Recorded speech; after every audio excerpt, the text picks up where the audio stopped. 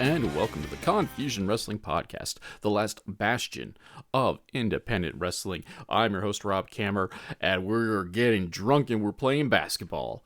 That is a horrible lie, because we all know I don't play basketball. Not whatsoever. Have the athletic abilities of a three-toed sloth. Anywho, more importantly, a special guest dropping by this week. He is out there killing it on the Northeast independent scene. A young up-and-comer known as Go Nelli. We are going all out for this here interview, getting into the business, his various exploits outside of the business, and even pumping him up a bit. He's got a couple of matches over at Wrestling Open, the flagship show of IWTV. Talk about that and a whole bunch of other things. A good conversation, last most of an hour. So, yeah. This is one of those episodes of kind of like, this is what this podcast is about, bringing eyes to independent wrestling, bringing eyes to the next generation of independent wrestlers. So, without, wasting too much of everybody's time, let's just kind of get right to it. Of course, before we get right to it, as per tradition, we got to get those pesky ads out of the way. So get yourself an energy drink, get yourself a cup of coffee, get yourself a whole gosh darn coffee machine, and we'll be back with All Go Nelly. Hey folks, the Confusion Wrestling Podcast has become a veritable hub of shopping and treats and all that sort of good stuff. Whether you need a sugar-free alternative to energy drinks in the form of Raise Energy, or maybe even, top-of-the-line ice makers, coffee machines, and other household appliances, all through my links section. All you got to do is wander down to the descriptor of this week's episode, check out the various links, click on them, and go shopping like you normally would. Heck, it's no difference. You just came in and just said Rob sent you. And that way, you can get the things you need, maybe even at a discount, and the podcast gets a kickback as well. So be sure to check out those links. Thank you very much for listening. Back to the show. And we are back, ladies and gentlemen, the Confusion Wrestling Podcast. With me in the studio today, is a very special guest. Brought him up at the start of the show, of course, and the entire point of this episode. Let's just be realistic about it. He is All Go Nelly. Nelly, how you doing today, sir?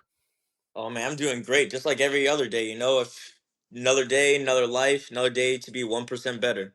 I like to think of it, another day, another dollar. Always be hustling, whether it's the real job or, in like my case, podcasting. But we all got our thing, and so we're going to talk about your thing. And I like to start off every podcast with the super original, never before asked question in the history of podcasting. What got you into professional wrestling? What made you a fan? So when I was younger, I went to an international school. So I had friends that were British, friends that were from South Africa, Australia, all over. And American sports weren't really, their go-to thing to watch. And with the time zone difference, watching like soccer in the morning, it was just kind of like a no-go sometimes. But I just remember in the playground just hearing kids talking about wrestling. I was channel flipping later that night, and I just happened to stumble upon SmackDown.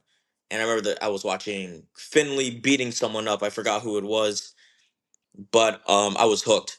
I remember it was SmackDown, an episode in November 2006, and I was just hooked ever since.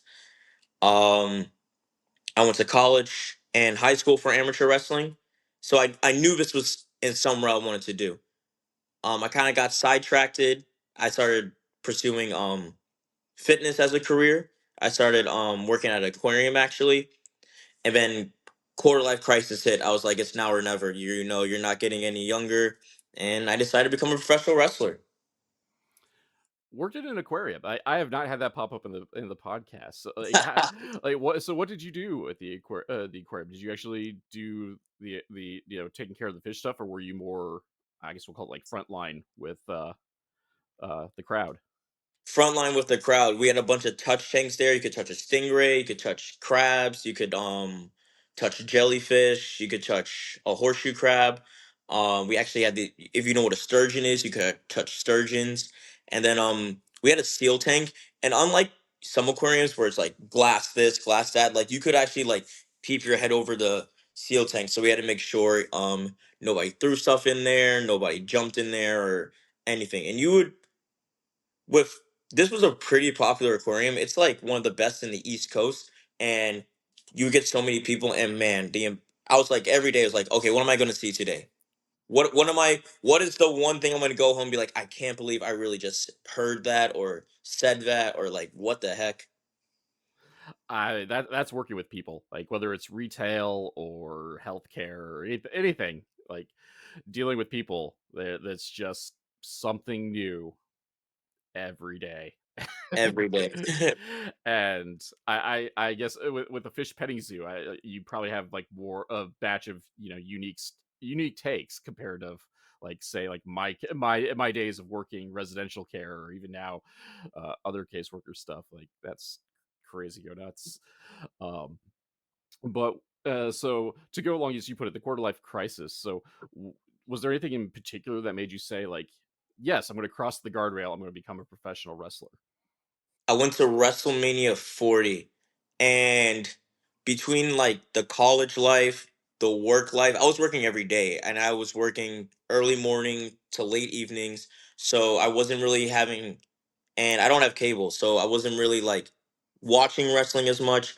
I wasn't, going to shows as much. I was going when I could, but just being at WrestleMania 40, so I drove 3 hours by myself, got myself a hotel. I did both nights and the Monday Night Raw after, and I had so much fun just on my own watching wrestling. And I realized like no matter if I'm how sad or upset I get, wrestling for some reason just fixes like all of my problems. And I was like, this is my calling. So was there a particular moment in WrestleMania 40 that did it for you, or was it just the whole spectacle of the I event think itself?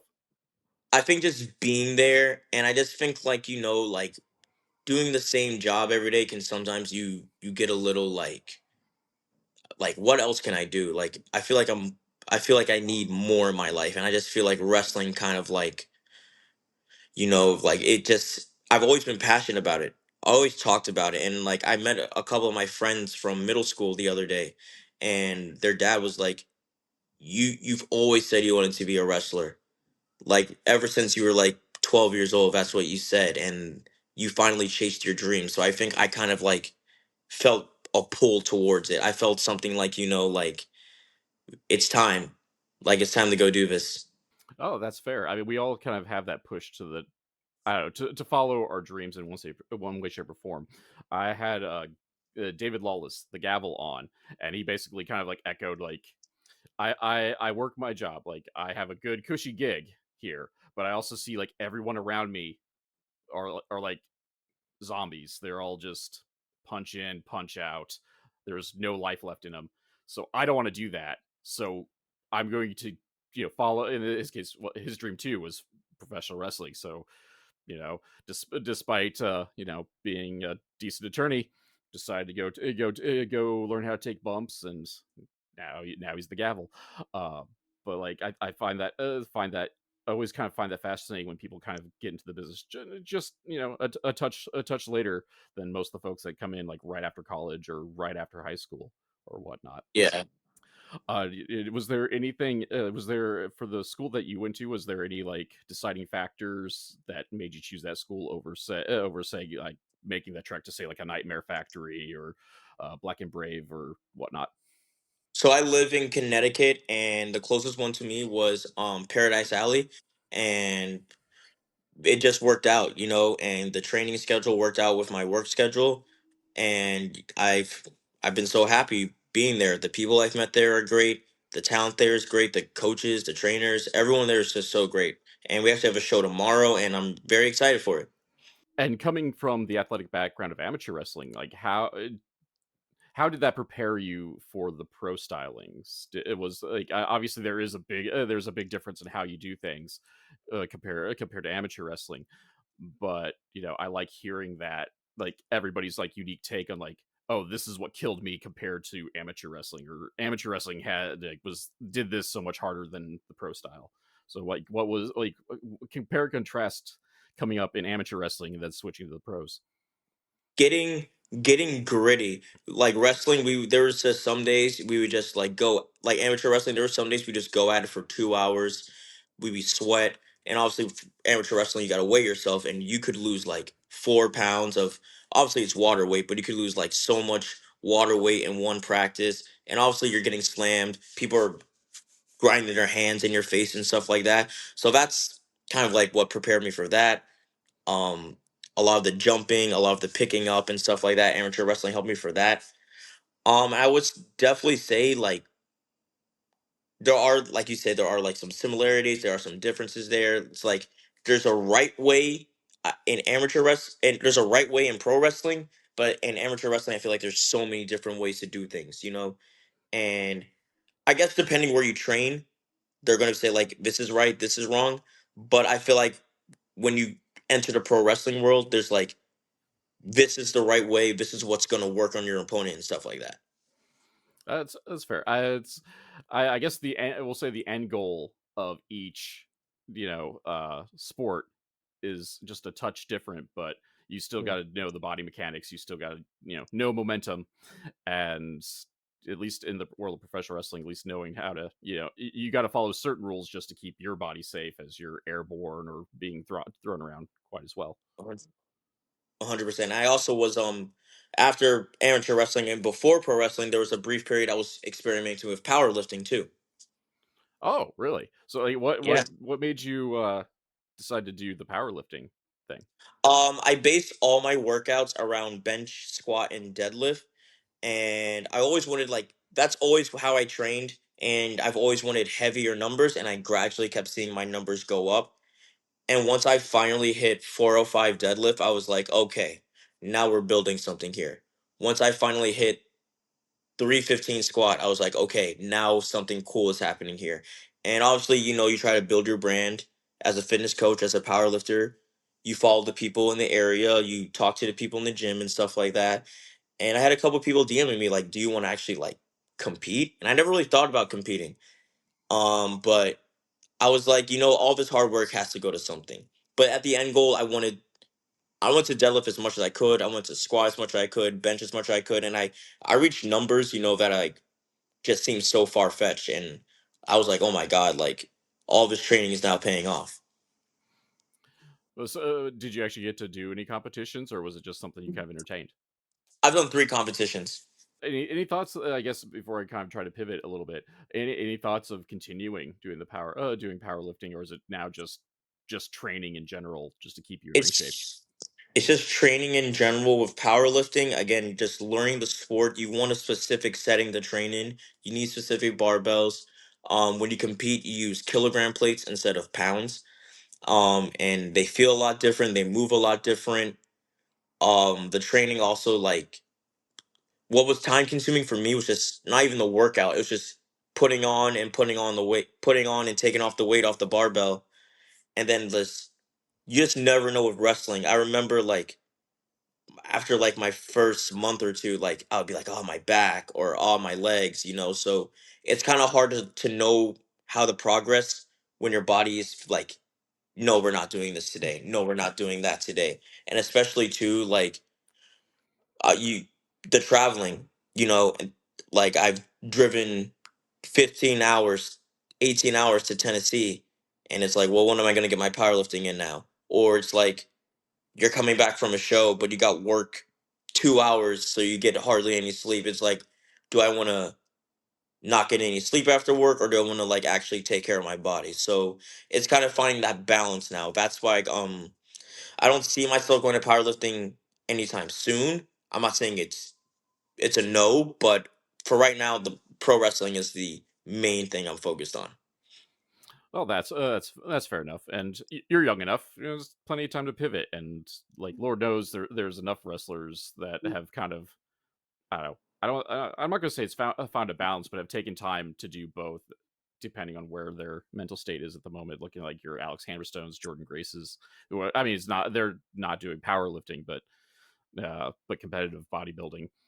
Oh But yeah, there's a couple of people in the independent scene doing that too, and they look fantastic. yeah, I had an interesting conversation with a wrestler in Canada named Bad Nanny, and she started as a power lifter. Like that was like she was like world class, and that's how she got into wrestling. Was someone's just like oh, I know who you are. Like you're kind of a local celebrity. Like come in and just like do a spot with us. And then she got hooked. That's how the bug got her. She's like, wait, I can do this. Well, I got to go all in on this because I need to protect myself and the guy because they just wanted her to like to deadlift somebody and chuck him and didn't fully train her off of that and she kind of embarrassed herself and then we're like, no, I got to go all in on this just to save face and protect anyone that they in case this happens again. And then that Yeah. bug just hit her and she's like, I can perform and do all this. You know I can perform, get a reaction from the crowd while doing all these things that I already kind of love to do. And yeah, like it's crazy. But focusing kind of on the wrestling front, I do have to like uh, go. I've gone over your social media, and I do have to like question, where did you come up with the we'll call it the go based animals for your like your Instagram like that popped me like why going through your Instagram and seeing the gopher and the goraf. Actually, the goraf was like my favorite one, but You always you, what's weird with social media right now is you're not everyone is posting what you think they should be posting. Like not all wrestlers are posting just wrestling stuff. Not all, singers, actors are posting just like certain things. They're posting like other things to like build attraction, you know? Social media is such a powerful tool. And I'm gonna give this person their flowers. Now who you're thinking, different person, Tommy Invincible. I remember going to my friend's house and I met her brother for the first time. You know when someone's a wrestling fan or not. And I think we just started playing a Tommy Invincible video. Like I was just scrolling through TikTok. I'm like, look, here he is again. And he goes, oh, that's Tommy Invincible. I know him off TikTok or something. And I'm like, wow, you can reach such a great audience or broader audience through like social media. And my friend, he doesn't watch wrestling, but he knows Tommy Invincible. And he says his stuff is like has really helped him a lot. So it's kind of like playing around with like what's going to be like like what's going to bring people in. Like I post a bunch of wrestling stuff, but you're popping off me just having my face on animals. So it's kind of like what can I do here? What can I do different that like the other person is doing on social media? Because again, like I'm a fitness coach, but there's so many other fitness wrestlers out there. That's why I'm like, do I want to do that too? Like it's going to be the same another wrestler doing another like fitness thing. What can I do that's different? How can I stand out from people? oh no, it's brilliant marketing, as you put it. It's like you are in a crowded field of a bunch of very athletic, physically fit, or I guess we'll call it like Adonis bodied folk. Like what can you do to stand out? And like that was like the little thing. Like yeah, watching wrestling clips is cool and all, but have you seen the little gopher? Yeah, that's what we're on the internet for. Uh, but no, but it makes sense because we look at some other wrestlers. I mean, we look at like say like your Danhausen's, like he no one cared about Donovan Danhausen, generic neckbeard number 5. That's his phrasing, not just mine. But imagine magically when this Pazuzu demon thingy gets a hold of him, like, and he's just adding Hausen to everything and doing weird little dances. Like all of a sudden, people care about him. Like yeah, like whatever gets your name out there is the name of the game, especially in a field where you have to network like you do and get just getting your name out there in general. And social media is it can be such a wonderful tool for that, just in general, that I am not gonna lie, I'm terrible at it because I can't even think to put my face on animals for the most part. um I got a friend that does that for me. Like you said, like social media is so hard. I've had to look up when's the best time to post, how many times should I post a day, what's the best outreach, which social media is the best for this, and it's a grind. Like going to practice is a grind, but now like today you're like, dang, I didn't post something today, or I didn't post this. It's a lot. It becomes a lot. oh it's a I mean now talking with some people, like I found, like I that's why like social media handlers are kind of a thing. Is this that way they those people could take all the time to know, as you put it, when to post, kind of what to post, which platform to push at one time, and then you can do in theory the important stuff of keeping in shape, eating better, maybe get some extra sleep if you got to go from work to wrestling and or travel to Tennessee to go wrestle from from the Northeast. um but like yeah, that's and like I'm just like, I should say I'm just learning it. It's always learning, but like the podcasting thing is like that too, where they're just like, you should post your podcast at such and such time. It needs to be live, or it needs to do this. Be sure to follow the SEO. And like, oh, the SEO is kind of stupid, actually. No, that's what gets people in, though. I'm like, oh, okay, that's fine. Yeah, hope I'm doing it right, because also I'm not doing it proper. Um, but obviously, it's getting your name out there because you're going to Tennessee. I found you, and I'm over on the Mississippi River. So it's effective. You're getting your name out there. So you mentioned 15 hours to Tennessee. Is that the farthest you've traveled for wrestling? I flew down to Florida, so that's the furthest, I guess. But yeah, but the longest drive was Tennessee. Uh, where'd you go? Where did you go in Florida to wrestle? So I did a 2 day WWE camp with Gates Opolski.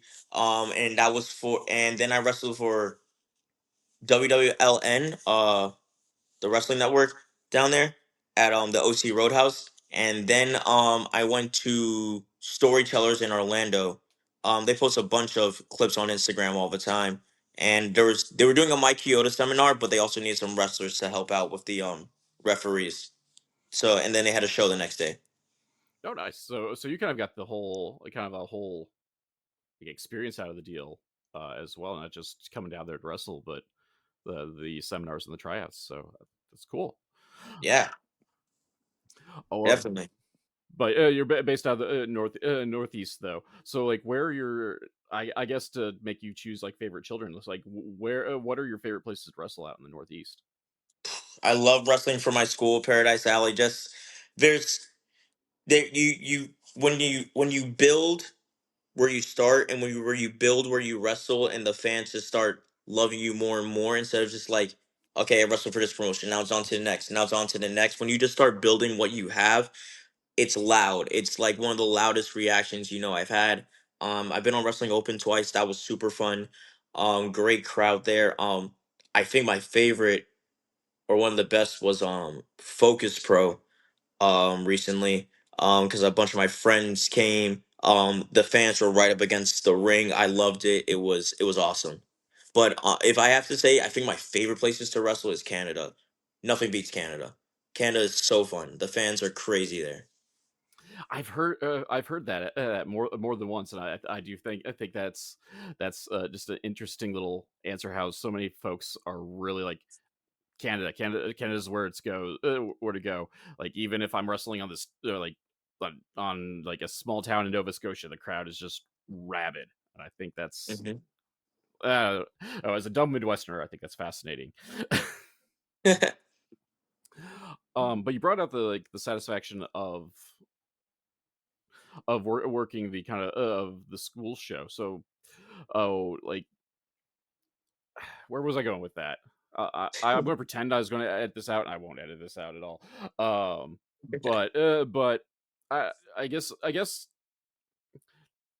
you probably like working with the same folks and getting those pops from the same folks who went to watch you grow. Like, how much satisfaction do you get from kind of like winning over the crowd that I don't want to say they're jaded because they come every month or every week or however many times you guys run shows, but like how does that feel to kind of win that crowd over that sees you month after month? it's it's awesome to know that they just keep coming back, whether we have one show a month, two shows a month, or they'll start following you to like the other local shows and stuff like that. I've been asked like, "Hey, do you need some water? Do you need some food?" And I say no, I don't need that right now. Or like taking the pictures. They start to feel like family. And it just feels like you've had such a good impact. And my partner Corey Duke, he'll always say like, "Yo, the kids say like you're their favorite wrestler," you know. And I think, like for how long I've been wrestling, how long I've been doing it, and I don't see, I don't see myself as a top indie star or anything like that. But to know that I'm having such an impact in such a short amount of time, whatever I do with my career, I know that I at least made some people happy. And I mean, at the end of the day, that's kind of the goal of every show is to like make an impression even on just that one person. But like as an avid indie goer, like I do, that's the one of my like soft spots is just seeing like the guys that hang out and like finally putting things together. Because I always put over SCW Pro, which is connected to the Black and Brave Wrestling Academy, so I see a lot of guys, you know. It's a student based promotion, so I see guys like having their first matches, and then finally getting the company's championships or working their way up, you know, title after title, or one specific case with a certain cowboy, developing a lifelong rivalry, whatever may be the case. Like it's really neat to kind of watch folks kind of grow in front of your eyes. Definitely, yeah. I love seeing that. And then you're like, bro, this was you would look at I looked at my tag, I was like, bro, this was you last year. Like you don't even look the same. Like, you start taking it seriously, you hit the gym more, you figure out what your look is and stuff like that. I remember like I used to only wrestle in gray trunks, and then I was like start figuring out who I was, and I changed my color, and then I was like seeing your evolution is in such a short time too is crazy. Yeah, just watching people put things together is just, even just some like sometimes just gear alone just is crazy. Watching a guy go from like yoga pants to like real tights. Sometimes that's just an accomplishment. But you brought up your tag team partner, and I was kind of like questioning just because like the aesthetic is just kind of different. Like how did you end up being a Duke boy? How did you end up being a cowboy? We started training around the same time, like week apart. And coming in there, we were actually the same age. And we were boom, boom, boom. Like we just started getting it together. We were training a lot together, and we knew that like we were going to like have some fun with this. We even talked early stages about being a tag team. He has a twin brother who also started wrestling a couple months later, and they were going to be the tag team. Unfortunately, his brother needed to take some time off, and I'm always there for him. I was always there for him, so I said, of course I'll tag with you. And he was the one I did the not just him and another person. We did the trip to Tennessee. We done a trip to West Virginia together, Delaware, North Carolina, Canada, all over New England and tri-state area. We've like we're brothers. We've wrestled all over, and that's how we kind of became. Just he needed me, and I was there for him, and yeah, the rest is history. I became a Duke boy. Wrestling brotherhood, making the towns like there's. I mean, what else are you gonna do when you're stuck in a car for 14 hours together? You're either gonna love each other or hate each other by the end of it. I mean, Yeah, maybe both. Um, but so you kind of also have settled kind of into a tag team scene. Like, is that something like? Do you see yourself as a tag team wrestler as overall, or is that like something or do you kind of see yourself, I don't know, branching out eventually as more of a singles guy? I've been doing a lot more singles, and um, I I have fun with it, but there's just teaming up with Court. You feed off each other's energy, and he's like, I can be tired, but as soon as I walk out that curtain with you, like I'm just like this, and like we have such a great dynamic. But we his brother came back, and they've been tagging a little bit, and I think we will be tagging again soon next month. But that break kind of helped us develop our own style a little bit more, kind of figure out who we are, because again we've been doing it for such a short time, and you're not ready to say like this is who I am, this is what I need to do. I'm still figuring out like who am I, who is all Go Nelly. And I think taking some time off from the tag team helped me figure out more of who I am, what I need to work on, and stuff like that. Instead of like, well, how can we be a better tag team right now? So we've worked really more on ourselves, and we're actually really happy we're going to be tagging again soon. Oh, that's awesome. I mean, again, you're really young into your career, so as you put it, like you definitely need to find kind of like what works for you.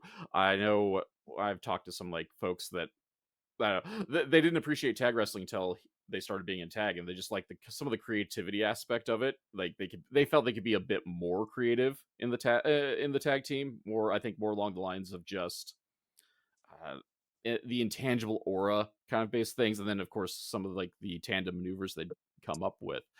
Um, Yeah. but I also think, especially early on, like tag work is very underappreciated because I think that's also a good way to help.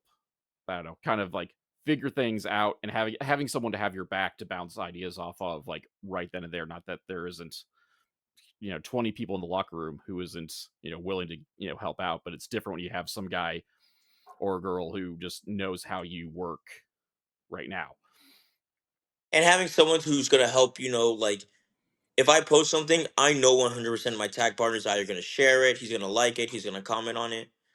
And just having again someone to help build your career, whether if you're going to be doing singles or if you're going to be doing tag together, or even if you're tagging with someone else just for the night, they're going to be there to like help support your career.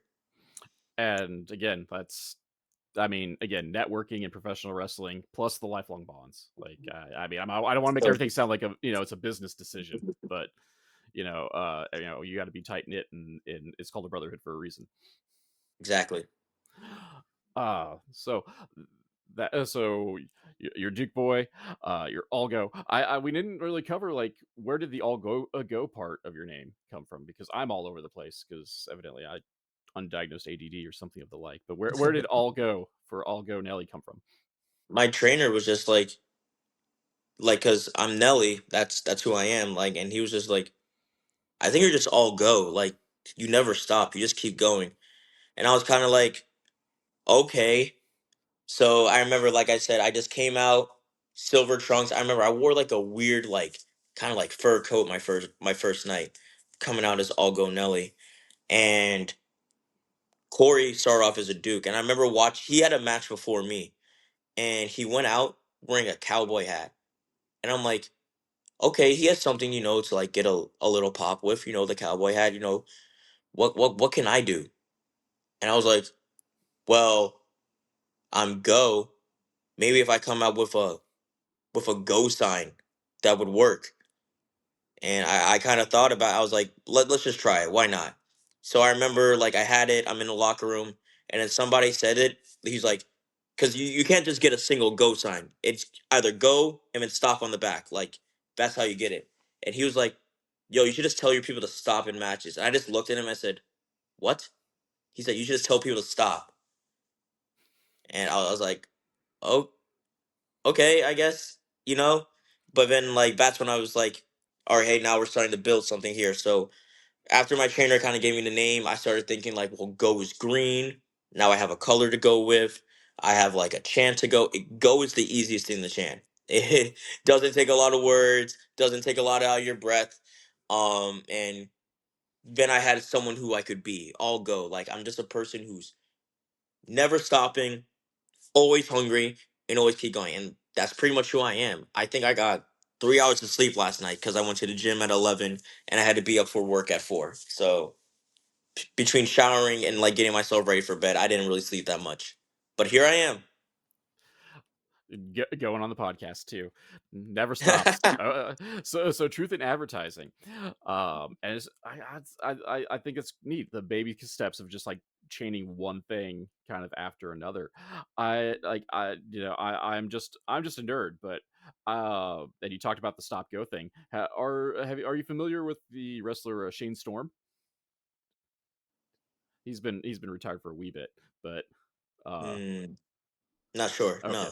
No. He used to wrestle primarily for Chikara, but he was a union traffic regulator. That was his character.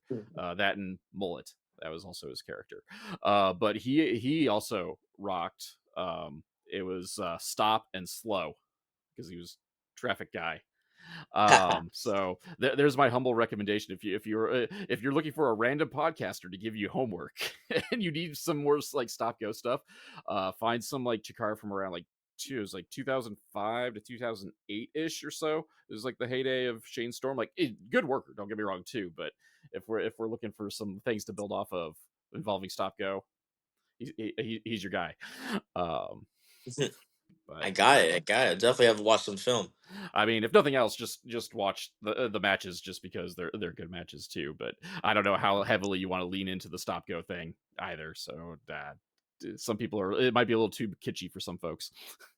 Yeah, yeah, yeah. So that's one thing, I've been working, it was fun while it lasted, but now it's maybe like, like I'm trying to break out, I want to, my goals for 2026, I definitely want to be on one of the big shows at least once, what a 2 minute match. I'll do a 30-second match just to say I was there. I want to have a match every weekend. And I definitely want to go to another country. I think those are my biggest goals for next year. I don't. Do you have a specific country in mind when you want to say you want to go international? England. I got like four friends over there, so I'll have a place to stay. I've been to London, so I can take the tube and all that stuff. And I love England. Oh, so you kind of like already have half an in. We'll say we just need to get a promoter on board for Well, it. But I've reached out to a school in Wales. I know that's not England, but it's the UK. But my friend lives in, I can't think of the town, but he lives close to Wales in England. So hopefully, some we can make something happen. well, I mean, a lot of folks once they get that one date down, make a whole like tour of it. And so maybe if like once you're already there and then out have that one date in, you can get some other promoters to kind of line up for it. Like, I hope so. The biggest issue, I'd be taking off work so oh much. yeah, like uh, Call They'll be like call time's 11. I'm like 11. Hey, I can't make it in today. Sorry. Can someone cover me? And it sucks because I already work a lot at my job, so to pick up other shifts for people is just really really tough.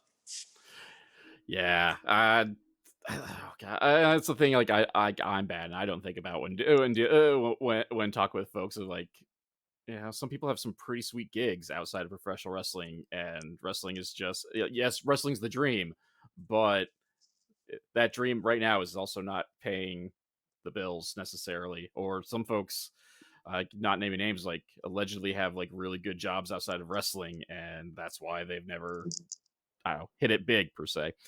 Um, Well, after this podcast, tell me those names so I can reach out to them and be like, so how do I get that? I guess. Well, I guess one of them is not secret. Mischief was like a well-known like lab worker and was making a little like she not rich, but it was good enough money that she made wrestling a weekend thing. Yeah, the other one is in the message board world we call it grape jelly. You can't take the lid off of it. So yeah, I could drop some more names later, but yeah, Mischief is one of them. It was like I was a lab tech and making some decent money out of that. I'm a biology major and I remember taking lab classes. I will not go back there. So you know what? Good for her, but not for me.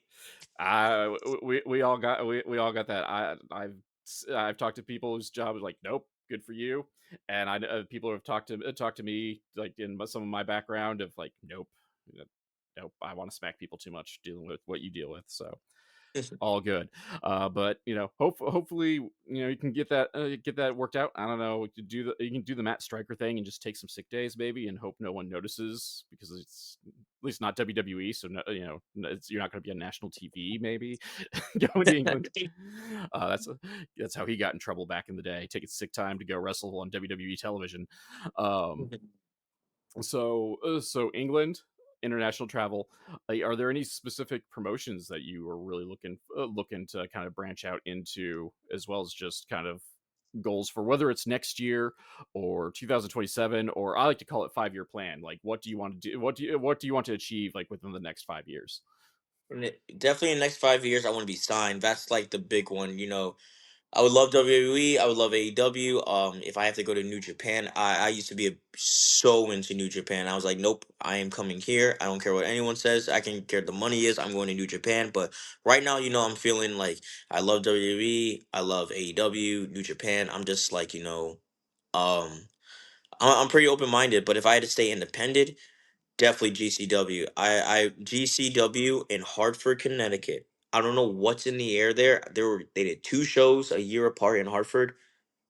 The energy was off the roof. I think that's one of the best the last one they had in Hartford. I think that was one of the best shows I've ever seen in my life. For real. And definitely House of Glory. I would love to be there too.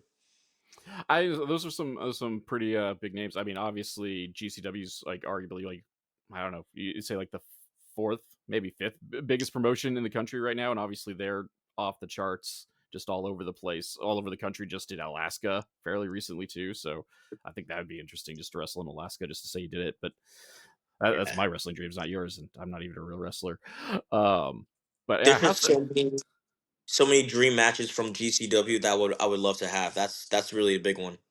anyone in particular? Like I know there's a list, Oh, but like is there a number one to that list, or you just right now me anything?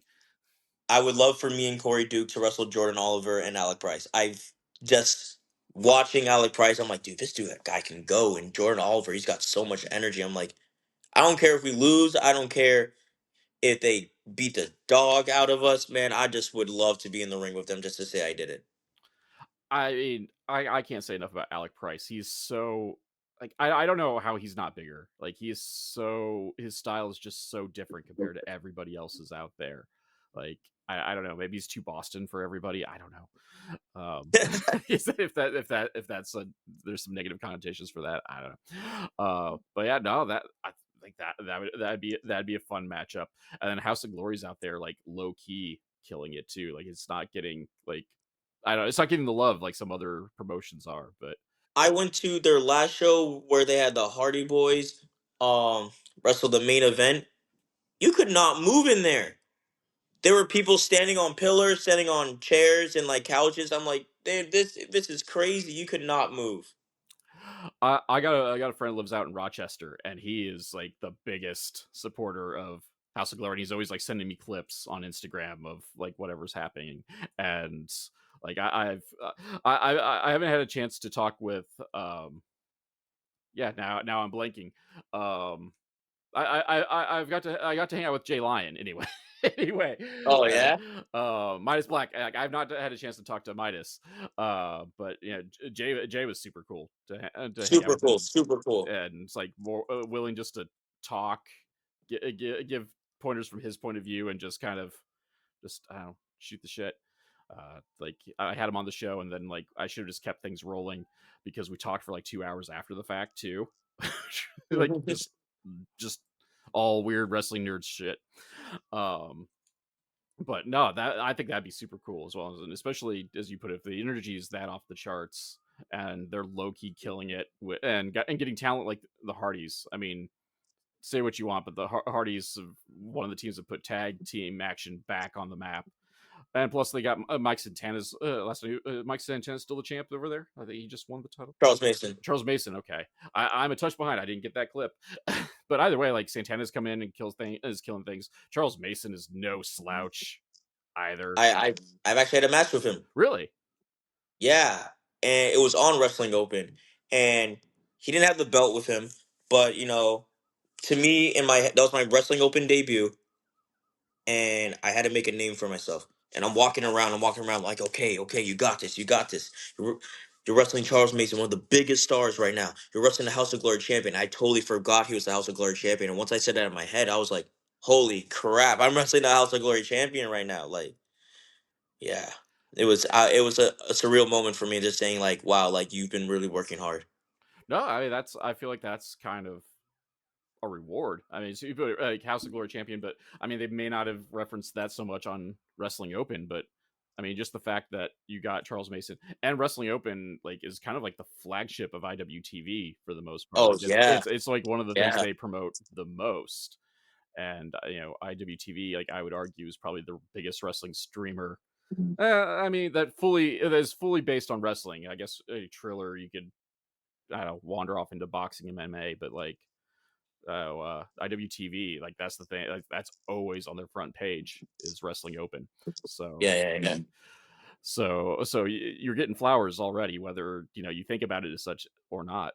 But I think that's kind of a good way to kind of like bookend things. Like we talked about getting started, and like now we've got your flowers. I guess we got your flowers after we talked about your goals for the next handful of years, because again, that's how this podcast works for anyone who's listened to this podcast before. But we'll go ahead and kind of wind things down to be respectful of your time, because evidently you're not sleeping, you're just all go. Pun intended. Where can we find you in the upcoming weeks, and where can we find you on social media? Social media, Instagram, all underscore go underscore Nelly with an I, not a Y. Same thing on Twitter is all go. I think Twitter's all dot go dot Nelly. That's and then TikTok is just all underscore dot go underscore Nelly. Same thing, I, no Y. Next couple of weeks I'll be in East Haven next week. Or this week for PAPW. Next week I'm heading to Concord, New Hampshire for the WID school. A little more training up there. Um, Week after I'll be in Jersey, and then back to Canada. Ontario debuts Sudbury Project X with Matt Cardona versus Marty Skrull. That's gonna be crazy. I can't believe I'm on a show right now with Matt Cardona and Marty Skrull. Like, what's happening? It's gonna be a great couple weeks coming up. Right on, right on. So, Nelly, thank you for coming on the show. It was a pleasure to hear your story coming up in the world of professional wrestling, and all the best. Have fun hanging out with Matt Cardona. Like, he came around here once and I missed it. So, Mm. low key kicking myself for that one. But thank you for coming on the show. It's been great talking to you. It's been great talking to you. Thank you for having me. I really appreciate this opportunity. The Confusion Wrestling Podcast is a weekly podcast that is written and performed by Rob Kammer and hosted by Spotify for podcasters. The background music for this section is Ruined by Day, performed by Alan Schroeder. If you enjoyed this podcast and would like to help support, please like, subscribe, and tell your friends, family, and enemies. Leaving a review is helpful as well, because word-of-mouth advertisement is very important for us small podcasts. My social media links can be found in the description, but Twitter, Instagram, and Blue Sky are at The Nova of Cass. That's TheNovaofCass, and Facebook is MLW Confusion, all one word. If you'd like to support monetarily and help upgrade my equipment, please check out my virtual tip jar at ko-fi.com/Casanova, or if you prefer more bang for your buck, go to patreon.com/Casanova, that's CASSONOVA, where for as little as $2, backers get access to the podcast early and without those pesky ads, plus other exclusive content. So join the crew that is headed up by Keith Wynn, Alan Schroeder, Chris Zach, and Elenia, and check it out. You can also find t-shirts, coffee mugs, and other merch at the Confusion Podcast store on Teespring. Also, be sure to check out the affiliate links in the description below. For business inquiries such as ads, sponsorships, and etc., please email rzkamer, Kamer, at comcast.net. Thank you all for listening.